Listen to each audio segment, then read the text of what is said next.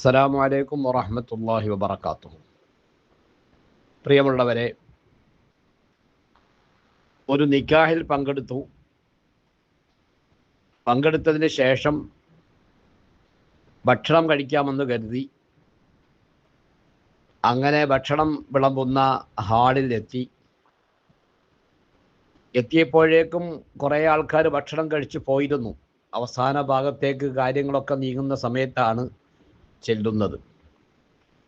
എല്ലാവരുടെയും കൂടെ അവിടെ ഇരുന്നു, ഇലയിട്ടു, ബിരിയാണി കഴിക്കാമെന്ന് കരുതി ബിരിയാണി വിളമ്പി. സാധാരണ ബിരിയാണിക്ക് മുമ്പ് തന്നെ കൊണ്ടുവരുന്ന സലാഡുകൾ, അച്ചാറുകൾ, അതേപോലെ പലതുമുണ്ടല്ലോ, അതൊന്നും ഉണ്ടായിരുന്നില്ല. ബിരിയാണി വിളമ്പിയെങ്കിലും അതിനകത്ത് നല്ലതുപോലെ മസാലയും ഉണ്ടായിരുന്നില്ല. ബിരിയാണി കഴിച്ചതിന് ശേഷം ഐസ്ക്രീം പോലത്തെ മറ്റു പല വിഭവങ്ങളും ഉണ്ടാകുമല്ലോ, അതും കണ്ടില്ല. ചുരുക്കത്തിൽ ബിരിയാണി കഴിച്ചു, കൈ കഴുകി പുറത്തു വന്നപ്പോൾ പലരും ചോദിച്ചു, ഭക്ഷണം കഴിച്ചോ, ബിരിയാണി കഴിച്ചോ? ഞാൻ പറഞ്ഞു കഴിച്ചു. പക്ഷേ ബിരിയാണിയുടെ ആ ഒരു സ്വാദും ആ ഒരു അനുഭൂതിയും ഉണ്ടായില്ല. എന്താണ് കാരണം? ബിരിയാണിയാണോ കഴിച്ചത്? അതെ.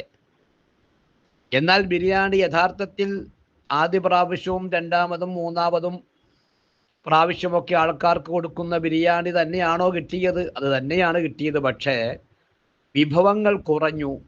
അതുകൊണ്ട് ബിരിയാണിയുടേതായ ആ ഒരു സന്തോഷം ലഭ്യമായില്ല.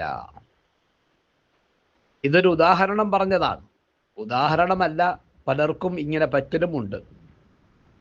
ഏതായാലും ഞാൻ പറഞ്ഞു വരുന്നത്, നമ്മൾ എല്ലാവരും നിസ്കരിക്കുന്നവരാണ്, നിസ്കാരമുള്ളവരാണ്.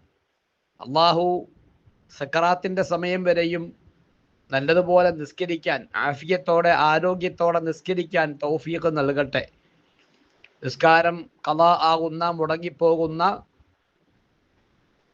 പല പല കാര്യങ്ങളുണ്ടല്ലോ, അസുഖങ്ങൾ, യാത്രകൾ, അതിലൊന്നും നിസ്കാരം മുടങ്ങുന്ന രൂപത്തിലുള്ള കാര്യങ്ങൾ ഉണ്ടാവാതെ അള്ളാഹു കാത്തുരക്ഷിക്കുമാറാവട്ടെ.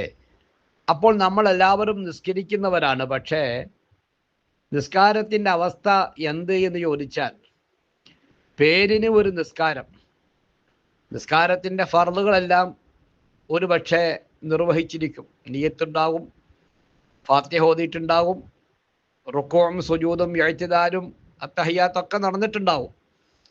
പക്ഷേ അതിൻ്റെ ഇടയിൽ ഉണ്ടാവേണ്ട ഒരുപാട് മസ്നൂനാത്തുകൾ, ഒരുപാട് സുന്നത്തുകൾ നഷ്ടപ്പെടുകയാണ്.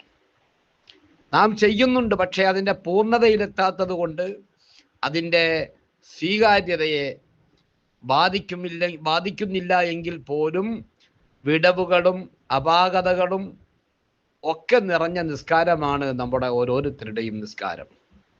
പൂർണ്ണമായ കൂലി ലഭിക്കപ്പെടാത്ത രീതിയിലുള്ള നിസ്കാരമാണ് നമ്മുടെ നിസ്കാരം. ഫർളുകളും അബാദ സുന്നത്തുകളും ഹൈആത്ത് സുന്നത്തുകളും എല്ലാ സുന്നത്തുകളും പൂർണ്ണമായി നിർവഹിക്കുമ്പോഴേ നിസ്കാരം പൂർണ്ണാർത്ഥത്തിൽ ഞാൻ നിസ്കരിച്ചു എന്ന് ഒരു അൽഹംദുലില്ലാ പറയാൻ അവകാശമുള്ളൂ. ഏതെങ്കിലും കാര്യങ്ങൾ ചെയ്തു എന്ന നിലയ്ക്ക് നിസ്കാരം, ഒരുപക്ഷെ ഫർളായ കാര്യങ്ങളൊക്കെ ചെയ്തതുകൊണ്ട് നിസ്കാരം പൂർണ്ണമാണെങ്കിലും പരിപൂർണമായി എന്ന് പറയാൻ കഴിയാത്ത ഒരവസ്ഥയാണ്. അതുകൊണ്ട് നാം അറിഞ്ഞോ അറിയാതെയോ നമ്മുടെ നിസ്കാരത്തിൽ വന്നു പോകുന്ന ചെറിയ ചെറിയ പേരിന് ചെറിയ സുന്നത്തുകളാണെങ്കിലും അത് വലിയ പ്രതിഫലമുള്ള കാര്യമാണെന്ന് മനസ്സിലാക്കണം. ഇൻഷാ അള്ളാഹ് എൻ്റെ വീഡിയോ ഇനി തുടരെ നിങ്ങൾ എല്ലാവരും കാണണം, കേൾക്കണം.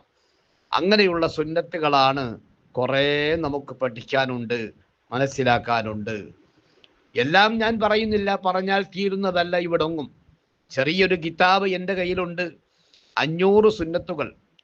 2 റക്അത്ത് നിസ്കാരം കഴിയുമ്പോഴേക്കും, അല്ലെങ്കിൽ ജമാഅത്തായിട്ടോ ഒറ്റക്കായിട്ടോ ഒക്കെ നിസ്കരിക്കുന്ന നമ്മെ സംബന്ധിച്ചിടത്തോളം നമ്മുടെ നിസ്കാരത്തിൽ 500 സുന്നത്തുകൾ കടന്നു വരുന്നുണ്ട്.